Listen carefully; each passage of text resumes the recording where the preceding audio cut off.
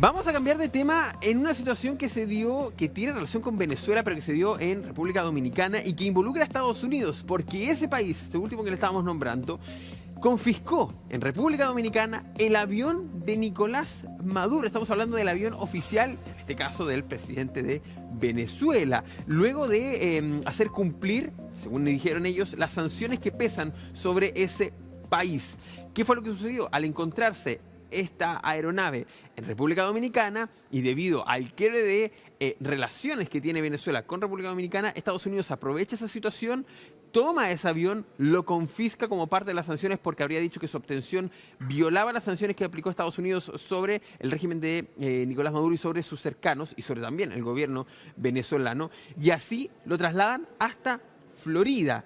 Así, por ejemplo, se da una situación totalmente inaudita, por ejemplo, según dijo uno de los funcionarios, debido a que nunca antes dentro de las sanciones había existido la incautación de un avión. Estamos enviando un mensaje claro de de que nadie está por encima de la ley, nadie está por encima del alcance de las sanciones estadounidenses, dijo justamente uno de esos funcionarios. Se trata de un Dassault Falcon 900 que tiene un valor estimado de 13 millones de dólares y había estado en República Dominicana en los últimos meses. Estados Unidos va a considerar que la adquisición de la aeronave violaba las sanciones estadounidenses, entre otras cuestiones penales. Y uno de los próximos pasos, al llegar a Estados Unidos, será solicitar el decomiso, lo que significa que el gobierno venezolano tiene la oportunidad de solicitarlo y recoger pruebas de la aeronave, de acuerdo a lo que dijo, por ejemplo, en una información que la dio a conocer primero, a través de manera exclusiva, CNN, la cadena internacional. Durante estos años, el gobierno estadounidense ha confiscado docenas de vehículos de lujo, entre otros activos, que se dirigían a Venezuela, pero nunca un vehículo de tanta relevancia y tampoco simbolismo. Además, recordemos las aplicaciones que se han hecho sobre personeros del gobierno de Nicolás Maduro, el régimen de Venezuela, que tiene también una aplicación sobre sus cuentas, cualquier posesión que tengan en Estados Unidos, y que además les ha prohibido generar, por ejemplo, lazos con ese país, contractuales, empresariales, y que los aliados tampoco puedan hacerlos. Un golpe bastante importante, podríamos decirlo, en cuanto al simbolismo que tiene esto para el gobierno de Nicolás Maduro, en una situación que además era inaudita. Por eso mismo es que llama la atención que se haya realizado este hecho.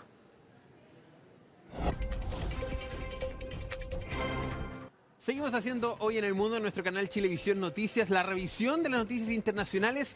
Lo decíamos, vamos a seguir hablando de Venezuela, pero de un análisis más profundo, pero también abordando, por ejemplo, lo último que ha pasado con este avión confiscado al régimen de Nicolás Maduro. Para eso vamos a conectarnos con José Natalson, periodista y politólogo argentino, quien además ha estrenado hace poco el libro Venezuela, ensayo sobre la descomposición, que trata cómo Venezuela ha llegado a este punto con Nicolás Maduro, viéndose como una figura más de régimen autoritario, pero con un chavismo detrás que tal vez no cumplió lo que se prometía. Justamente ya lo vemos en pantalla, José Natalson. ¿Cómo está? Bienvenido a Chilevisión Noticias. ¿Qué tal? Buenas tardes, ¿cómo andan? Todo bien, gracias por estar con nosotros. José, a ver, vamos a abordar lo primero, la imagen que estamos viendo aquí en la pantalla acerca de esta retención, la confiscación del avión de Venezuela, de Nicolás Maduro, por parte de Estados Unidos. ¿Es un mensaje, es un real golpe, es una advertencia de que tal vez se venga algo más duro para Nicolás Maduro y también para el régimen venezolano? A ver, yo creo que la retención del avión forma parte de una estrategia de sanciones que Estados Unidos viene implementando sobre Venezuela en diferentes fases desde hace ya tiempo. Este no es el momento más duro de las sanciones. El momento más duro de las sanciones fueron entre el año 17 y el año 20, porque, bueno, que incauten el avión presidencial de Venezuela es una cosa, que le prohíban a funcionarios venezolanos tener cuentas en el exterior es otra cosa. Las sanciones que realmente pesan sobre Venezuela son las sanciones que afectan la industria petrolera. Recordemos que el 94% de las exportaciones de Venezuela son petróleo. De hecho, parte de la crisis de Venezuela se explica por las sanciones, aun cuando la crisis, por supuesto, no es por las sanciones. La crisis económica de Venezuela, que es una crisis fenomenal, es anterior a las sanciones de Estados Unidos, pero este tipo de sanciones yo creo que pueden tener un efecto, pero un efecto moderado al lado de otro tipo de sanciones, como las que pesan sobre la industria petrolera. De hecho, Chevron sigue operando en Venezuela gracias a una a un permiso especial concedido por las autoridades de Estados Unidos, ¿no? Claro, y eso también va dando cuenta de que si bien han sido duros en algunos momentos, también hay una flexibilidad, podríamos decirlo, sobre todo en el tema económico, cuando afectan a empresas estadounidenses. Ahora, esto, usted lo decía, viene de mucho de atrás, la crisis, pero viene mucho de atrás del chavismo. Sigue a este punto donde hoy día, por ejemplo, tenemos cuestionamiento a las elecciones. Algo que si bien se veía antes, pero habían datos, o por lo menos evidencias de una victoria cuestionable, pero se podría tener una evidencia. Hoy día no existe nada de eso. ¿Es el chavismo lo que se ve hoy día o es una mutación, un cambio en el tiempo que hoy día Nicolás Maduro no ha seguido la senda que incluso él dice, seguir la senda de Chávez finalmente en Venezuela?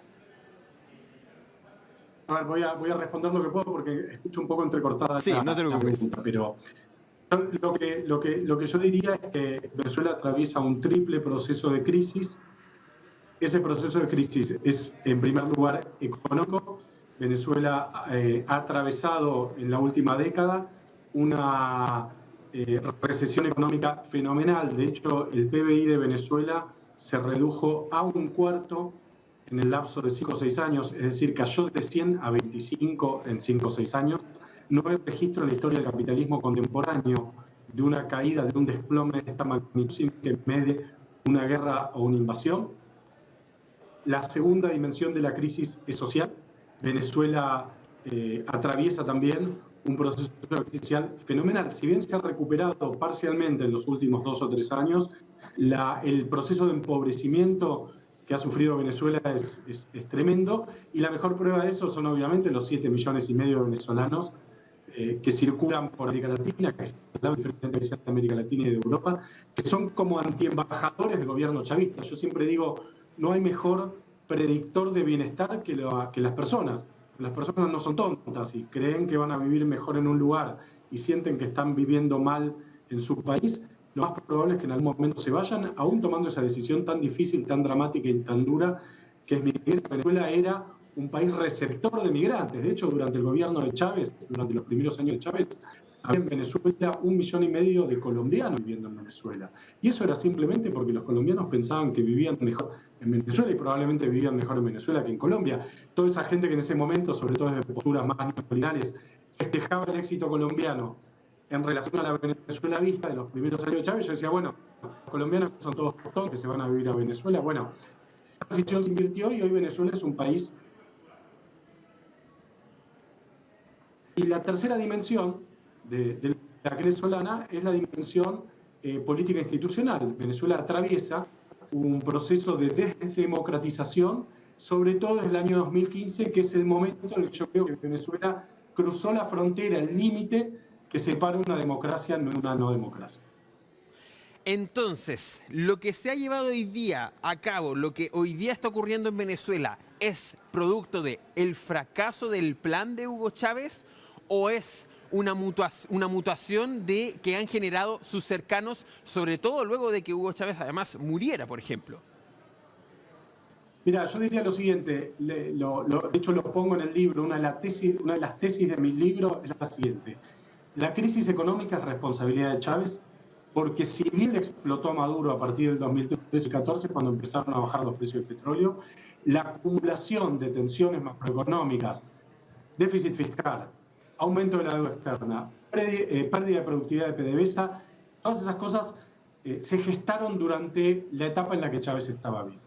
Ahora, si bien, así como la crisis económica es responsabilidad de Chávez, el giro autoritario es responsabilidad de Maduro. Si bien Chávez ya tenía comportamientos autoritarios cuando estaba en el poder, desde mi punto de vista Chávez era un líder democrático, que ganaba elecciones, que tenía comportamientos autoritarios, había muchos problemas de institucionalidad en Venezuela, pero Chávez ganaba elecciones. Y la única vez que Chávez perdió una elección, reconoció su derrota. A partir del 2015 es el momento en el que Maduro le arrebata a la oposición el triunfo legítimo de la oposición en las elecciones legislativas del 2015, donde la oposición había obtenido 2/3 de los representantes en la Asamblea Nacional. A partir de ese momento, Venezuela, desde mi punto de vista, deja de ser una democracia. Entonces, para tratar de responder a tu pregunta, yo diría la crisis económica es culpa de Chávez, el giro autoritario es culpa de Maduro.